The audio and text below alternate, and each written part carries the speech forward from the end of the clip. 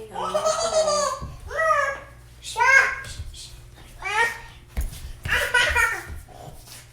And today we'll be reading Grandmama's poem.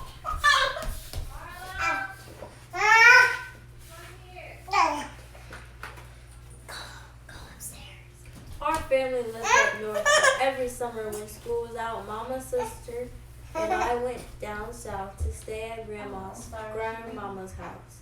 The summer of 1956, Sister was 5 and I was 6.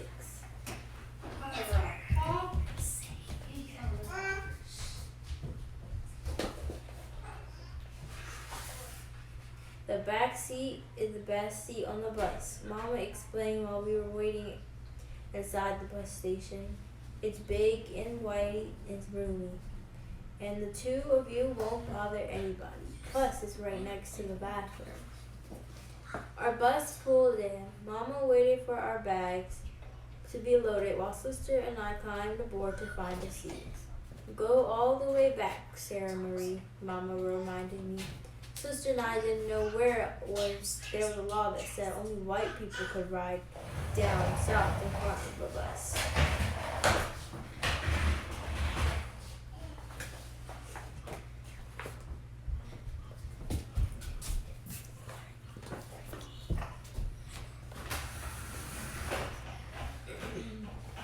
We rode all morning. By lunchtime, Mama told us we had reached Maryland. Maryland. We are in the South now, she said. The bus pulled into a rest stop and we got off to stretch our legs. A lot of people headed for the lunch counter and I did too. But Mama caught me up quick.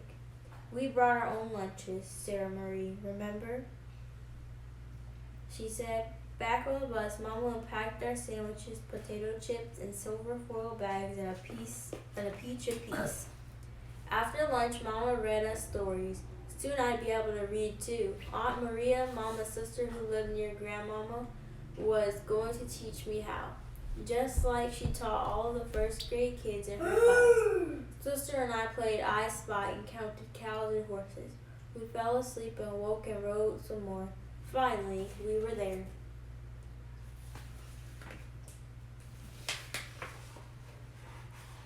Excuse me guys, I'm really tired. Had a long day. The bus station in Grandmama's town had 2 waiting rooms, but only one had benches for sitting down. Grandmama and Aunt Maria were in the stand-up waiting room. Grandmama's next door neighbor, Reverend Daniels, was there too. He took us to our house in his shiny black Plymouth. As soon as we arrived, Grandmama started cooking. After that, there was always something good to eat. Dinner was fried chicken and potato salad, stewed tomatoes, buttery rolls, and greens. Grandmama cooked every kind of greens you could think of. Mustard, turnip, creasy, and dandelion greens, poke salad, collards, and kale. Dessert was a big, juicy golden peach pie.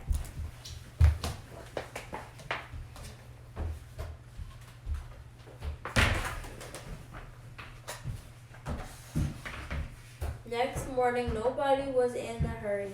The stretched out down south, summertime days were here. Sister and I swung in the garden and chalked hopscotches up and down the sidewalk. We played paper dolls on the screen in the upstairs porch and cut out their dresses from last year's Sears Roebuck catalog. We colored pictures to mail to Daddy and waited a week for a letter back. We didn't call anybody. Grandmama had no telephone. One morning, Grandmama told us to put on our shoes, not sandals, and wash our hands and faces. We were going downtown to buy material for new dresses. Are we going to catch the bus? Sister asked. She was too little to remember Grandma's peculiar ways, but I remembered from last summer, Grandmama never rode the bus. God gave us 2 good strong legs for walking, Grandmama told Sister. She fastened her hat with on with a ruby hat pin and held her black umbrella high to the shade. Sorry. And stepped out proud in her black lace-up shoes. Sister and I came stepping right behind her, and we walked. We didn't know that Grandmama refused to retake the downtown bus, where our people color had to ride in the back. We didn't know that Grandma's pride was too tall to fit in the back of a bus.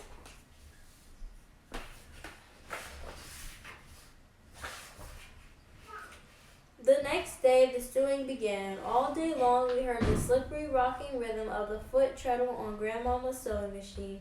While Grandmama and Mama Sue sewed, Aunt Maria was teaching me how to read. By July, I could read words all over the kitchen. The next time we walked the 10 blocks downtown in the hot August sun, I could read the names of all the streets we passed. At the hardware store, we bought some twine, onion sets for fall planting, and a new broom. I read the names on all the bags of seeds.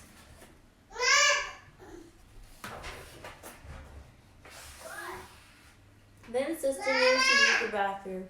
Grandmama told Mama to take her into the bus station. It's right around the corner.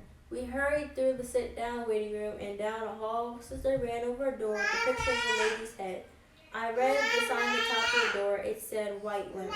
Mama pulled Sister back in a hurry. "Not this bathroom," she said, and took us to a different one, farther down the hall.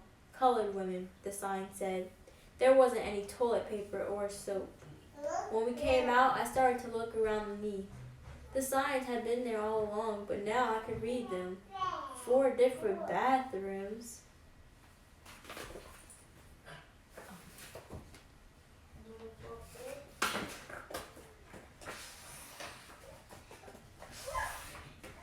The next time Grandmama and Mama and Sister went downtown, I asked to stay home with Aunt Maria. She wanted to listen to me read, but I didn't feel like reading anything. I was ready for the summer to be over, ready to go home far away from unfair signs and laws. On the day we left, Grandmama made us sandwiches. She packed a tin of homemade cookies and peach apiece. Aunt Maria took our pictures beside the crepe myrtle tree out front. We loaded our suitcases into the trunk of Reverend Daniel's shiny black Plymouth and rode back to the bus station.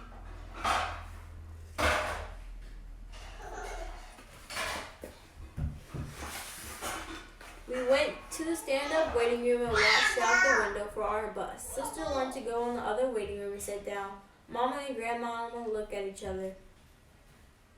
Through the glass door between the 2 rooms, I could see the sign that Sister couldn't read. I put my arm around Sister's shoulder. "You don't want to sit on those public benches," I told her. "You don't know who's been sitting there." Grandmama gave me a surprised look. "Why, Sarah Marie," she said, "you took the words right out of my mouth."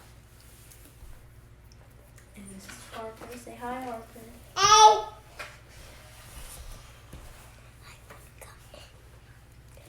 When we said goodbye, Aunt Maria left red lipstick kisses on our cheeks. Back home up north, there weren't any segregation signs. I wasn't afraid of what words might say. And I read everything. That fall, Mama and Daddy's newspaper told about faraway places like Clinton, Tennessee. Harry, you're in front of the line. Tennessee, where kids like Sister and me intended to go to better schools. No matter what, there were pictures of Montgomery, Alabama, where no colored people would ride, even in winter. Until they could sit where they wanted. Everybody walked just like Grandmama. I read words I didn't understand: boycott, ballot, civil rights, Supreme Court ruling, laws overturned. When summer came and it was time to go down south again, Mama got on the first bus. "Let's try something different this time." And we rode all the way south in front seat of that bus. At the rest stop, Mama told us we could get off the bus, sit down at the lunch counter, and have a drink. I had an orange soda and Sister had grape. When our bus arrived, Grandmama wasn't waiting on the platform or in the stand-up waiting room. She was in the sit-down waiting room.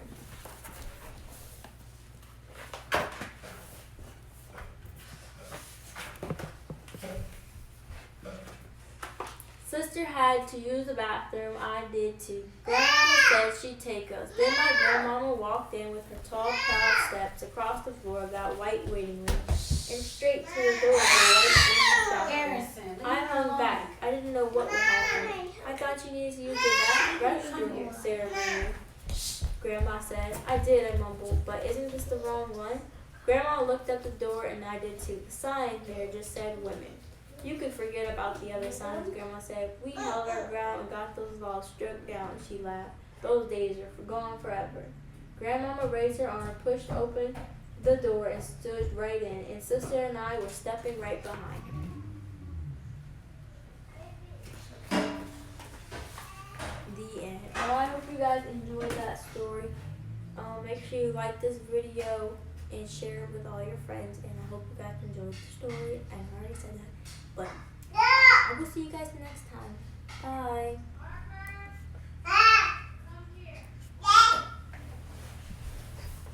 Bye, guys.